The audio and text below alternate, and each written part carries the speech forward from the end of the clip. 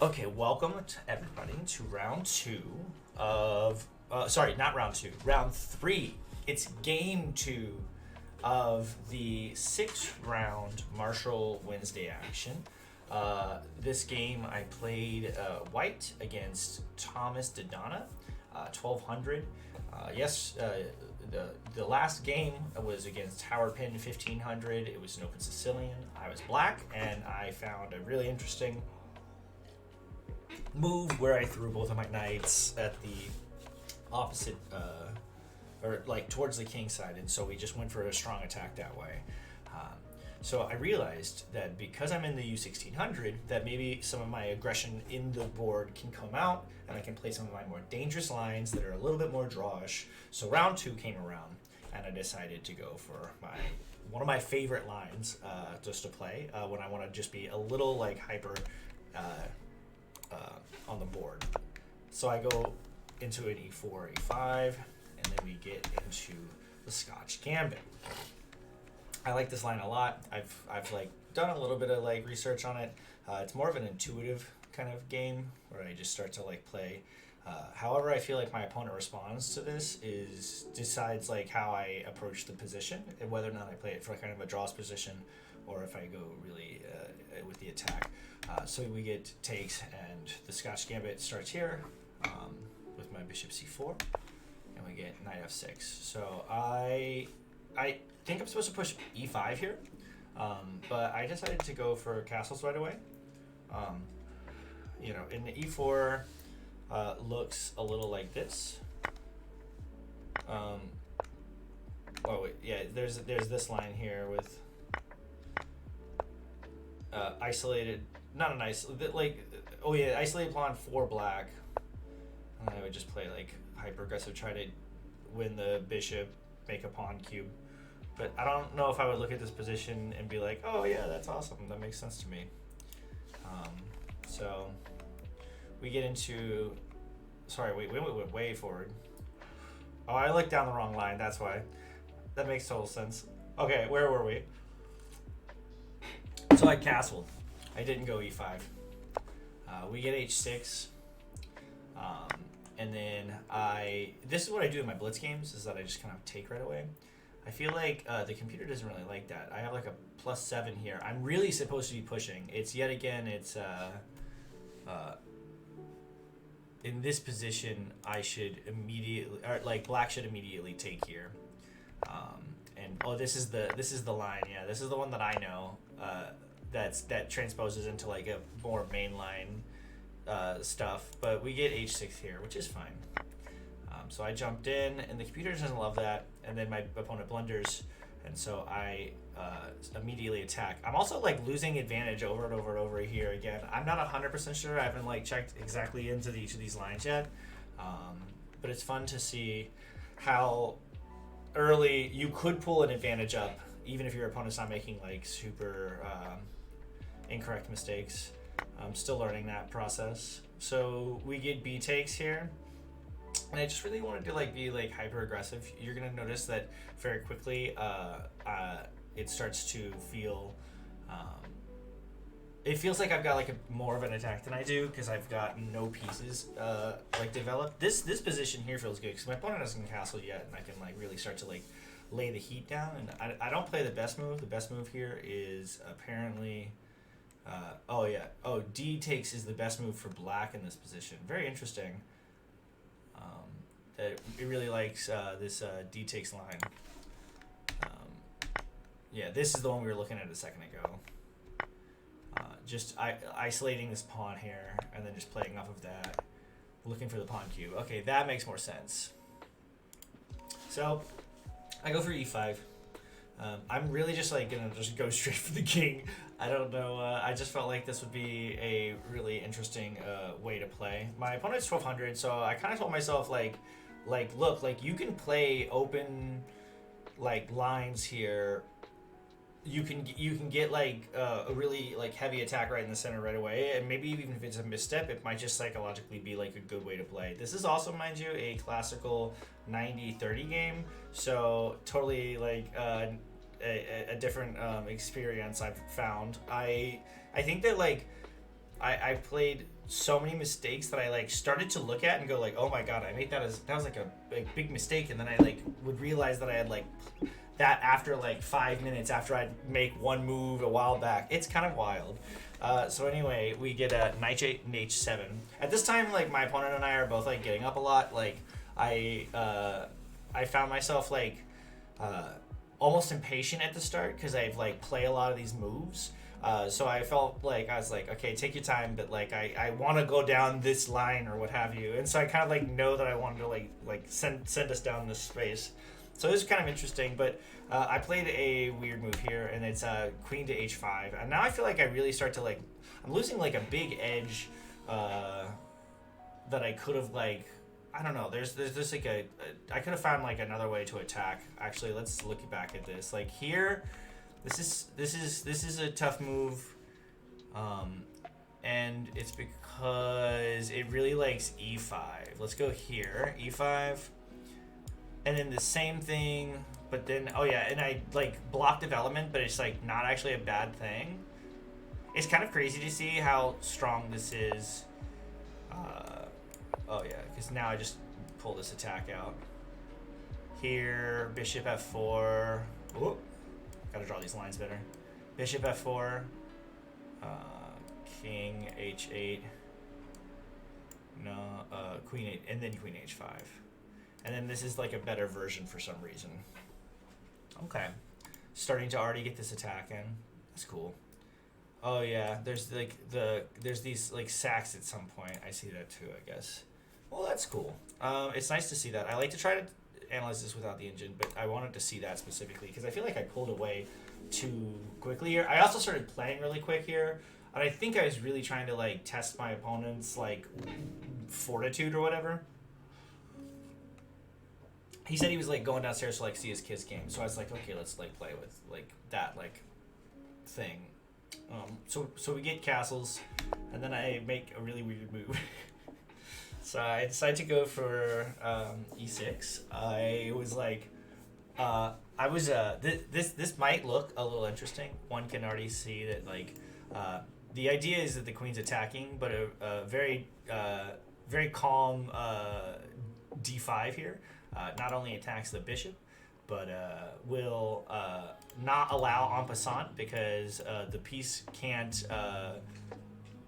You can't do en passant unless it was on this rank being and attacking one of these sides, and it's because of the piece has to pass through for it to count. So I did this actually in September in the last tournament that I the last Central Park tournament that they do like every year. And this and I played this, and then my opponent told me very calmly that I couldn't play that, and the reason why I was in this line was because I thought that I was allowed to do that, and I was like, oh no. So like this was funny because it provokes in this space the same thing, and my opponent then plays this line, and I'm in trouble here now because I realized like, oh well, actually it does block everything, and like in some worlds where like I get to like attack this like pawn and do some interesting like maneuvers, it loses a lot of tempo, and at the end of the line I think I'm gonna lose a pawn as well. So actually I realized I maybe made a mistake. So in that fashion I decided to commit to the mistake, and I was like, well, I had this check, and I had thought about this. I did not realize that this was -1. If I did, I probably would not have played it as swiftly as I did. My opponent then takes, and I have to move my bishop. Now I am no longer attacking the bishop here, but I was thinking that maybe at some point I can pull this out and then go here. But my opponent's now got 2 targets staring down at the f2 pawn. And I've got none of my pieces developed over on the queen side. My opponent has some doubled pawns, but also is going to be able to get the bishop out at some point, start making attacks in the future, who knows. I felt like maybe I was not feeling like as comfortable as I was when I first doing this. So from here, I actually like sat down for the rest of the game. Because I had to really start to think. I was like, okay, I'm aware that I'm like making a couple of errors. And so my opponent thinks for a while, decides to go for attacking the queen. And I play an accuracy, which I should have backed up, pinned the knight to the queen, and played something from there. The line it wants is h4, rook b8, b3, queen f8, bishop g6 to attack the rook, bishop a6, c4, takes, blocking that spot from afar. Wow, that's cute. I like that. And then rook d7, knight d2, d4, h3, and bishop c8. And now you're just cleanly feeling strong. But here instead I play this queen move, which is totally normal. I guess I was just thinking to myself that if my opponent moves the knight, which I was hoping that I was going to be able to do some checks on the back over here. I didn't really know what I wanted, but I was just thinking like that kind of. And then my opponent jumps in to block the connection between the bishop and the queen. Makes sense. But I also realized I was like, oh cool, I could win a pawn. Turns out that this is a mistake. It's actually minus 2.2 from here. The move in question, I believe, is, let's see, computer wants, takes, oh wait, knight c3, knight a6, here, and there. The idea is that all of this attacks the king on this side right away. And I was actually looking at this and I was like, oh shit, I'm in a lot of trouble. And that was before this whole ordeal. But I nonetheless I played this and my opponent then takes. I'm supposed to then attack the pawn. I don't need to take the pawn right away. I need to develop my pieces. And unfortunately, I blundered immediately. The computer ideas here are exactly the same. It's very dangerous. My opponent only needs to take the bishop here. So let's go through this space. The only move I can't take, unfortunately, so I have to go back. Now, the ideas are you can either pin the bishop and the rook together. Really, wow, that's... Okay, now I gave it away. Wait, whoa, it's even going crazier. Queen just comes out. Yeah, here. You could even give away the... Let's just say... Wait. Can it... Oh, yeah, wow. Oh my gosh. Oh no. Oh no, my everything. What? It's literally telling you to like sack pieces here. That's crazy. I'm looking through this because I just want to see it. This is it. Oh, gross. It's the pawn here. So there you go. That would be the way to do this. Pretty much from a very easy standpoint as black. I did not look that far. All I had looked at was that after this, I knew that there was all sorts of attacks here. My opponent spent a long time and played the losing move, which was that bishop to d6. And I got away with it. So I just took a rook and the game goes back on. No more sightlines down my king. The queen doesn't have any angle on the back here. That was some of the most beautiful stuff, is that in this line here, you can say, for instance, like we get something like this. Oh, let's get something like this. It's immediately mate in two. And so there was a lot of errors that could have happened there. I would have probably found a way to like wiggle my way out of it, but I would have been down like 2 points of material. Anyway, that takes us into our second game of the night. So this is you've probably seen on YouTube the last game from the Marshall tournament, the amateur tournament, I posted a game from our good friend Joseph Jesters in the chat, and so I wanted to put an eye on Joseph and Akash while we were while they were playing their games at the Marshall Chess Championship that's taking place this weekend. Today is, I believe, Saturday, right? And it is the second round in an hour. Or, sorry, the second round of the day in an hour, marking the fourth game total with 2 more games tomorrow. And so this game's actually really awesome because it was, quite unfortunately, both Akash and Joseph were paired together. So we were expecting to be able to play 2 different games on 2 different sides, but this is actually going to be really fun because our 2 like Bushwick chess players get to play each other like kind of like right down the middle pack of the tournament. So that's going to be really interesting.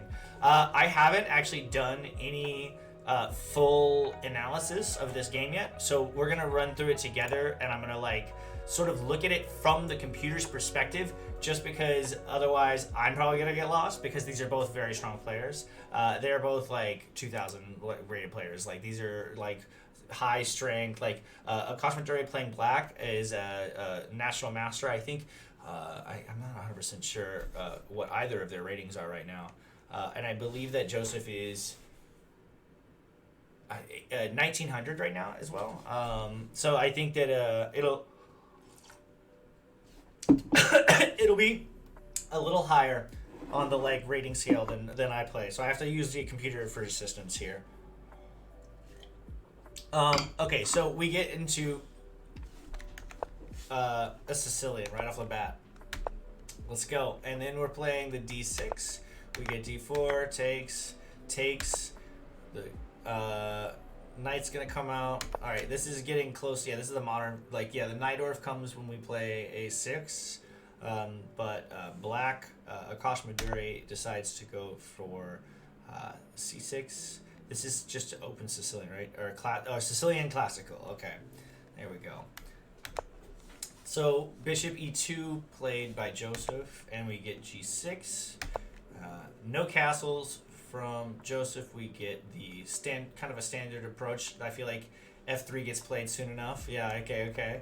The systems themselves depends on move order, but I think everything can kind of get played like if you can pull one way or the other in these like systems, but it takes like a lot of like breakdown stuff.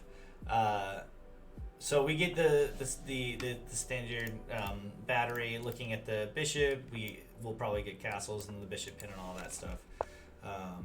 But we get a jumping straight in, and yeah, wait, now this actually, I guess no, yeah, you can't take, because then you just lose the bishop pair here. But I guess that is the line here, and it goes into like, yeah, knight d5. All right, jumping in from there, and then that's a whole different other line. All right, well, that's good to see. It feels like there's and we get into this, and then f3. Okay, the kick back I like. And then bishop d7. And are we going to get long castles here at some point from white? Yeah. Knight e d2. Okay, the queen really wants to come in now. Rook c8. Okay.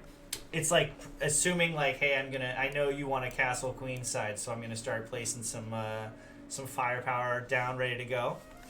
All right. We get the bishop h6, the idea for the pin all along. Okay, I like this. But the castle doesn't have to come, right? It does. It happens anyway. And then we get long castles. And then I feel like this position's like right in the middle ground for both players. I think no one's pulled the other further than like a half a point up on one way or the other. All right, we get queen a5. I feel like that was something the computer wanted a little bit ago. So I feel like thematically you'll see a lot of the same moves in the same systems. and then we get the h4. Mwah, mwah, h4. The computer loves you. When you're building your attack up, what do? You play h4. I guess it's not as dangerous because of the queen's protection of this lane at some point. Because I don't know, that doesn't make too much sense to me, my brain. Okay, attacking the pawn, coming in quick. It's very interesting that this is like already starting to be super advantageous for white. We get the top move, which is takes. King takes is also good. I guess yeah. There's gonna be reason to play against this like pawn structure later. Both players will probably be pushing these pawns up. Black, I feel like I'm trying to figure out like what like each person's gonna want at the end of this game. It's really I can't. This is the issue with like analyzing a game. It's because I feel like I'll go really quickly and then I also slow down really like deeply, especially when the computer starts to agree with it. Because then I'm starting to like, I have to like realize like what it is about the position that looks weak. But yeah, I guess the idea is you just you go straight for it. It's the tempo. You kick the knight. Knight has to go back, and then immediately with the h5, and now there's no bishop to have to deal with anymore with any of this structure, so now you're like free to just kind of swing at it. Interesting. Backing up the rook to protect the open file, and it really wants you to bring the knight into the action from here. Oh yeah, okay. I guess just from the idea of like takes, you go here, and you've got a check here. I guess. That's one idea. Like, for instance, if we get steps out, then there's this, and you come out or something, and then things are starting to look a little weird. I don't know exactly, but we'll see. Instead, we get the h6 check, which I feel is very strong. It's the same. You didn't lose, like, pretty much any computer advantage. I feel like I want to, like, let the computer go slower, because it feels like it starts to answer itself more questions when it looks down further in the line. But also I don't see that far. No one sees that far ahead. Like, I feel like you should only give the computer like 1 second to think to be. So here I didn't trade the bishops, and he had an insane attack prepared. Oh, okay. That's gonna be maybe. A very interesting thing to see. We get g4. Okay, so and see, this is it. You immediately lose all advantage. The computer says, it says no more. I'm not 100% aware of what has gone wrong either here, but we get b5 by black. Akash is trying to swing straight at the king side really quickly. And it says that it really likes this queen e3 move, but we get a knight in now, looking for the like please trade, and then like getting in here with some checks, even getting the rook if possible. The knight swings in. We've got an undefended pawn here. And it really wants you to counterattack by starting attacking the queen, because then what, like this, and this. Yeah, okay, so you would win the knight in the process. I see. So we get the swing, we get back, and then we try to push off. No, we bring the queen over, protect the pawn. All right. I like the way that the system works, but I've got a little bit of an analysis engine behind me to see like where it's going. We get queen f2, looks like pretty still like you're in the driver's seat tempo wise. We get bishop e6, and it's just starting to come up real like high. It's very interesting because I feel like this it's that it says you're 2 points up. Does not make any sense to me, because I don't see one way or the other. I guess like maybe the king's like a little like less safe in this structure here. The king's a little bit more safe. Like if we ever get any of these ideas, like I feel like that's not that big of a deal, and you can always like run out if you had to. But we're in the dragon variation classical, Interesting. Okay, now the jump occurs. B4 takes, and oh, I see. Yeah, I love these like computer lines where it's always like, if your opponent doesn't secure like a pawn chain, you have to aggressively attack theirs by blocking this one so that you have a target here later or something. I don't really like. I don't know. I don't vibe with that rook activity. F4 was a poison pawn for most of the game. Oh, okay. We get jumps in here. God, it really, the computer keeps it being like, push this, push this. Oh, nice, nice. That was, I like that. I like that little, I like this little tactic here. It's like if the rook didn't go, you just kick and take. That would have been quite nice. And then somehow it goes back to even. What does it even want from here? Why is it? I feel like there's like sacks here or something, right? Like this. Alright, but that doesn't. This doesn't do anything. I don't know what I would do there. Rook down to c4. All right, attacking. Queen has to back up. And then the queen c7. This is a critical moment. Yeah, it says it's dead even. I guess you really wanna press here. Fight back on the side. What? Jump in. I'm gonna use the ideas of the computer here. Attack the weak pawn. Protect the weak pawn. You don't want to take because then you just get not yet, but then ideas from here. Very interesting that I want you to jump up here. Very interesting. Okay, so we get queen c7 here. So wait, you say there was rook g8, but if you went rook c4 right away.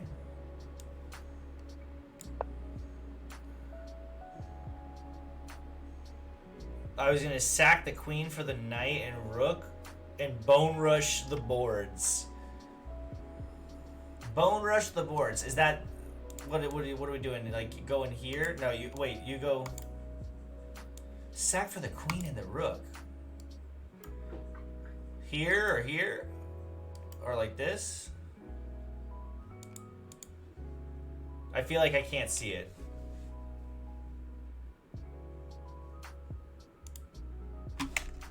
I think this is dangerous for sure. Queen c7. We get a lock. Oh, with the pawns. The pawns are bones, and the bones are their money. We get rook b4. Back to even. The computer's like going like this. It loves it. I wonder if I would jump the knight in there, but we get queen c5. Rook hd1. I like this. This feels like everything's coming together. Everything's pretty protected. The queen's got sights on most stuff. The rook or the knight here protects here. There's no real pen because of the tower's locked in. And then we move.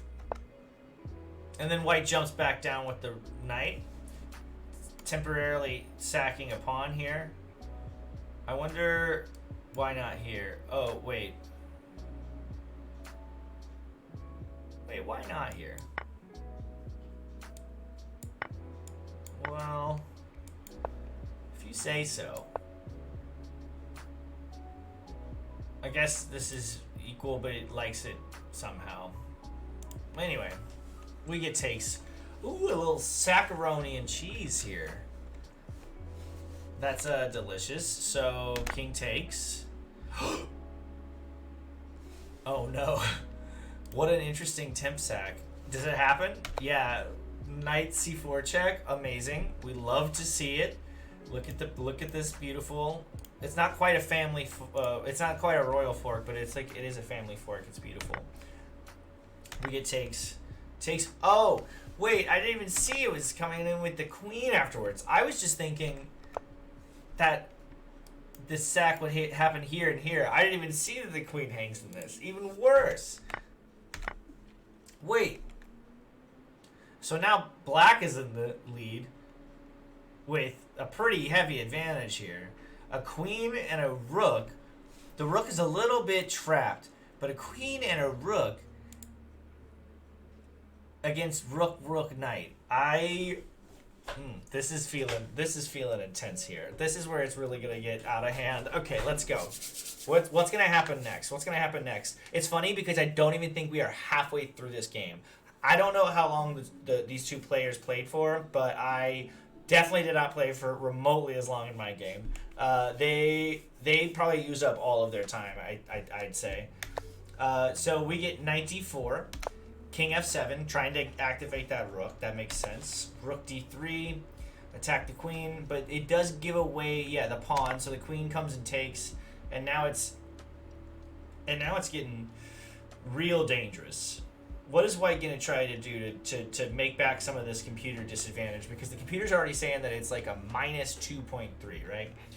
It's starting to look real scary. The queen is a very strong piece on the board. White chooses to go for f4, queen h6, and rook c7. Trying to win a pawn over here. Put some tension on the king. We get rook b8, attacking the pawn right away. c4 to protect it. The queen comes to h2 with the check. There we go. And see, the end games are where everything's going to get real weird, real fast. Like, I need to be so careful during end games. This is -3, but like at the same time, the position, if you're looking at it from a human level, like it can kind of go anywhere. Like the positions in end games are like, if you want to be a machine, you have to know them like to a degree. But like this is so murky that it like doesn't really show too much. I guess the big one is that black has like a potential couple passers at some point. And good prospects on defending the remaining pieces against the other pawns, and black has a queen, so that's a huge advantage. We get a5. Does white know about en passant? No, white goes for e5. I wonder if en passant. It can't be en passanted because the rook. Okay, wait. En passant's forced. What do you think? Do you think that en passant being forced, even if the king's in check, should be the way that we play chess? So, like, if someone can force you to